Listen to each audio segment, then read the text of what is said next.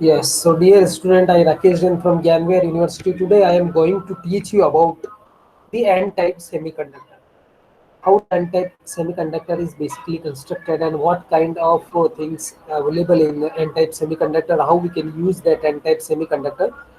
So first of all, just you know that N-type and P-type semiconductor are the exchanging semiconductor, and in case of exchanging semiconductor, how we will find out the exchanging semiconductor? Exchanging semiconductor is actually find whenever the intrinsic semiconductor mix, we can say the standard word is doping, so doped with a pentavalent impurity or trivalent any impurity. Whenever you mix with the intrinsic semiconductor, you just dope the impurity with the intrinsic semiconductor, then as a result we will find out extrinsic semiconductor. Now extrinsic semiconductor, as I have already been told you that there are two types of extrinsic semiconductor. One is the N-type semiconductor, second one is the P-type semiconductor. So in extrinsic semiconductor, if you just want to find out the intrinsic semiconductor, extrinsic semiconductor as N-type, then N-type extrinsic semiconductor can be find out whenever whenever in place of intrinsic semiconductor you use either silicon or germanium, and at place of impurity when you add the pentavalent impurity, when you add the pentavalent impurity. Pentavalent impurity means the impurity which consists the outermost orbit electron equal to 5 outermost electron. It means 5 valence electrons. Pentavalent impurity means 5 valence electrons. The outermost orbit consists of 5 electrons.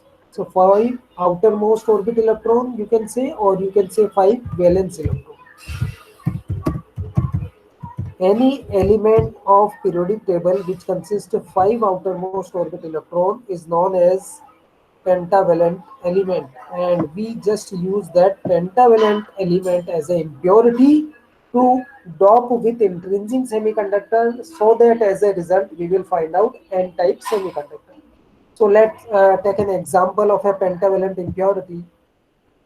So for an example of a pentavalent impurity, let phosphorus is your pentavalent. Let I just abbreviated the phosphorus by P. Let's suppose phosphorus P. Okay, we know the atomic number from the periodic table. When we will find out hydrogen, helium, lithium, beryllium, boron, what is the atomic number of phosphorus? So the atomic number is 15. 15 is the atomic number of phosphorus.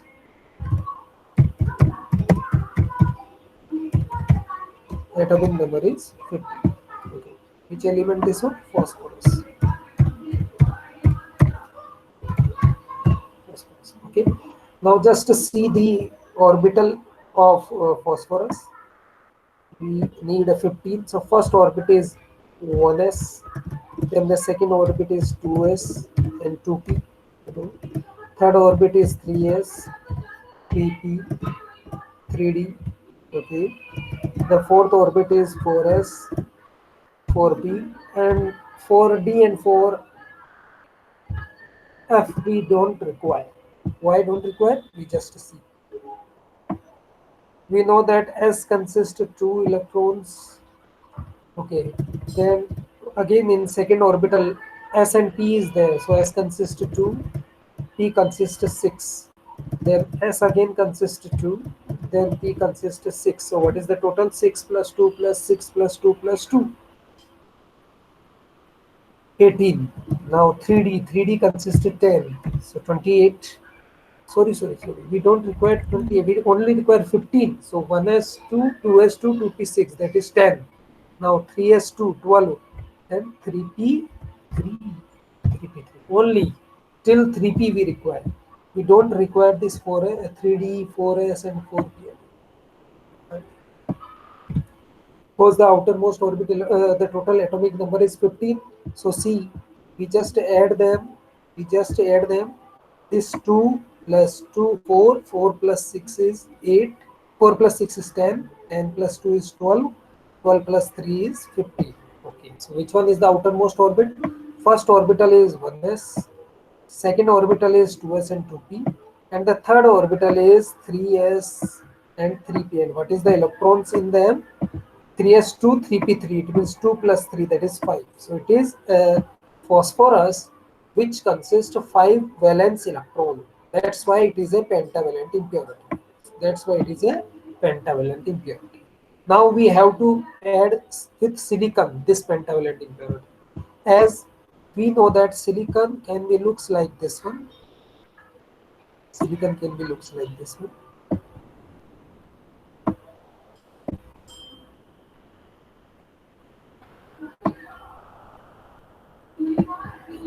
So this one is silicon, which consists outermost orbit electron is equal to 14, 4, which consists outermost orbit electron is equal to 4. So this one is silicon.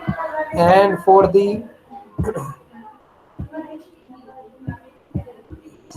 so these are 4 dot here, 1, 4 outermost orbit electrons. So this one is 1, 2, 3, and 4. Okay.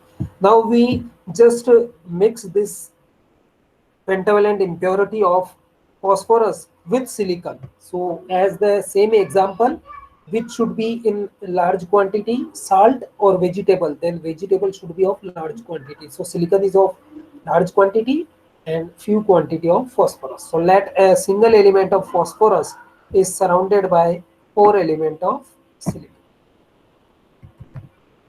So this one is second element, this one is third element. We only talk about a small section of that whole. There are so many silicon particles in thousands. There are so many phosphorus particles in hundreds. Okay, so we just talk about a single phosphorus particle that is surrounded by the silicon. Okay, only single particle. There are so many particles inside that semiconductor. So now the fourth one is this. Okay, so these 4 silicon. Let's suppose. Surrounded a phosphorus particle. Let it be phosphorus like this.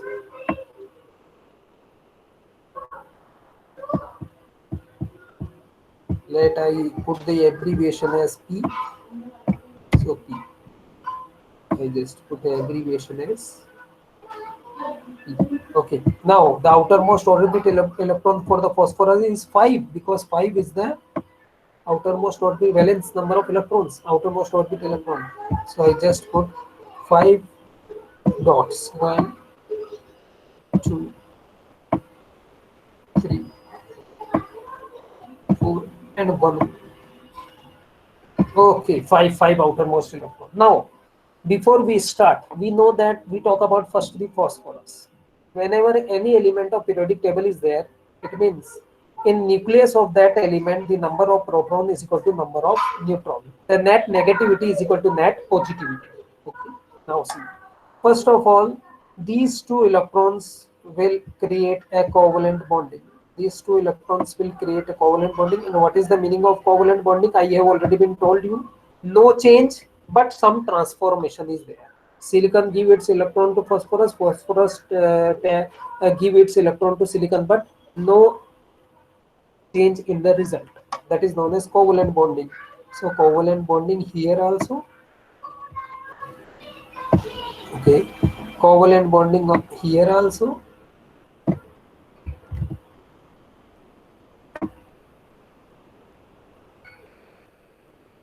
Yes, covalent bonding here also. So all the 4 sides covalent bonding is done, but phosphorus consists one excess electron. So wherever it will needed due to some temperature change or due to anything, whenever it will needed, this electrons will be go there because it is there is no use of these electrons here because all those 4 silicons creates a covalent bonding with the 4 outermost orbit electrons of the phosphorus. But for phosphorus consists of one more excess electron. So wherever it will need or due to temperature change or anything, any reason, okay, these electrons will be moved to any other place. So if these electrons will be moved from this place to any other place, then what will happen?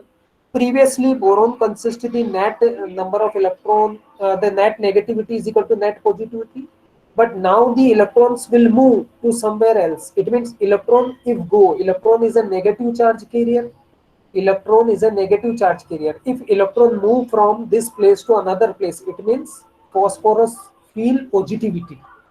Phosphorus consists of 5 outermost orbit electrons. It means 5 outermost negative charge carrier. But one negative charge carrier will move to another place. It means negativity will be decreases at the outermost orbit of phosphorus. It means positivity is increased. So phosphorus can be termed as positive, and because it is tightly bound from the outermost silicon, it cannot move. This phosphorus cannot move at any place because it is tightly bounded by the silicon particles. Okay, so it looks like this one. So it is a positive immobile ion because it cannot move. Those things which cannot move in a English we can say immobile. Cannot move means immobile. Those which cannot move, there is a simple technical word for the same, immobile. Immobile means which cannot move. So boron, here phosphorus cannot move, so it is a immobile ion. It is a immobile ion. So phosphorus is an immobile ion because it cannot move, but it is tightly bounded. So we just write down to show the phosphorus in n-type semiconductor. How will show? We show with a plus sign that it is positive immobile ion because positivity increases. Negativity go to somewhere else. The electron out from the outermost orbit will go from the from this side to another side. That's why positivity will increase. That's why it will behave as a positive immobile ion. So definitely the n-type semiconductor consists of the first thing, positive immobile ion. That's very good. Okay, positive immobile ion. Now the second thing, because this is a small section of the silicon doped with the phosphorus, in which as a conclusion you find that electrons will be moved. It means here electrons come. Let's suppose here electrons come. This outermost orbit electron of phosphorus will come now here. So there are so many electrons will be accumulated in that semiconductor from different phosphorus. So many electrons will be accumulated. It means majority charge carrier are electrons. Majority charge carrier are electrons because so many electrons are accumulated. इकट्ठे हो जाएंगे. Accumulated means so majority charge carrier are electrons. Majority charge carrier are electrons. Majority charge carrier are.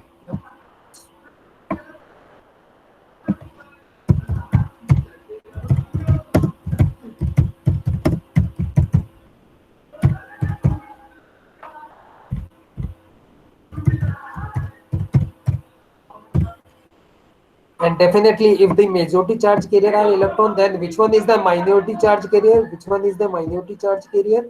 The minority charge carrier are holes. The minority charge carrier are holes. There are only two kind of charge carrier. One is electron and one is hole in all devices. If one is in excess, it means definitely the second one is in low quantity. So the minority charge carrier are holes. Okay. So whenever we talk about the n-type semiconductor, in case of p-type semiconductor, which one is the majority charge carrier? The majority charge carrier are holes, but in case of n-type semiconductor, the holes are minority charge carrier. In case of p-type semiconductor, the majority charge carrier were holes, but here the majority charge carrier are electrons.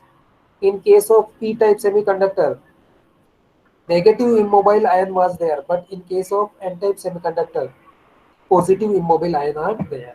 Okay, now whenever someone say how you can represent the n-type semiconductor, then you just draw a box like this one, like the p-type semiconductor I told you. This is n-type semiconductor. Now how you represent that one? N-type semiconductor is this one. Okay, because we know that in an n-type semiconductor majority charge carrier are electrons, so the electrons can be shown by dot. So C electrons are in major quantity. G. Okay. So these are electrons. So in very large number, electrons are there. Okay. And minority charge carrier means charge carrier which are in few quantity are holes. So these are holes in a very low number. Holes can be represented by a circle.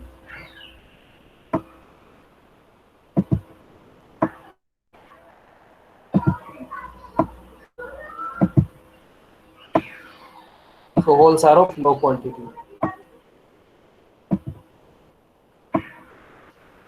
And electrons are more like so. Okay. Majority charge carrier are electrons, minority charge carrier are holes, and the third one is positive immobile ion.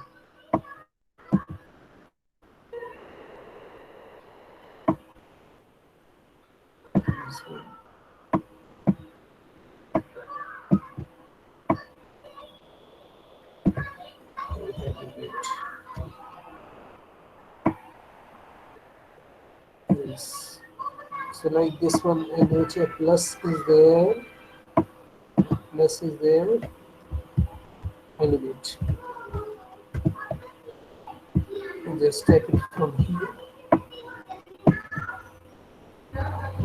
decrease the size of this.